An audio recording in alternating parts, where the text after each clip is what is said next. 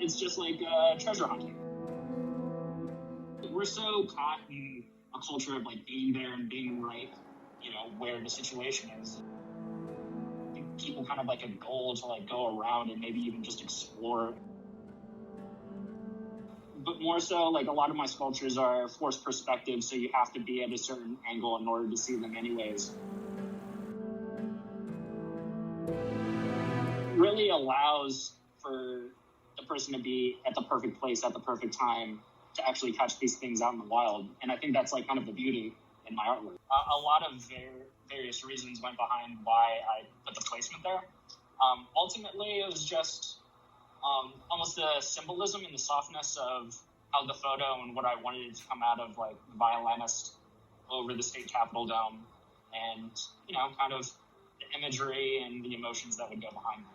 Well, I mean, of course, I just wanted to make a piece that was dedicated towards Elijah McClain. I remember thinking about the story a few months ago and just kind of being heartbroken. So I just kind of took the opportunity that when I have time and I had some material and like, a safe space for me to create, I would just kind of spend a few days and he gave me a studio space to work in and just created a piece to install, right at the state capitol.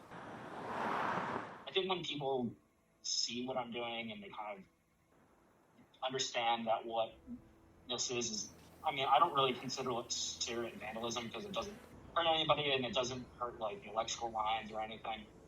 I guess the one thing for the allowance of my artwork on that particular environment, you get a lot of up in your face like graffiti or murals that are in the city, and I kind of want to play on almost on like the treasure finding aspect of seeing something that you wouldn't normally see in the regular context of things, and actually owning that experience, almost like a little secret. And I kind of works through that path of like almost invisible artwork or really hard to see, because I know it's almost like the intimacy that I really like to give towards people and viewing artwork.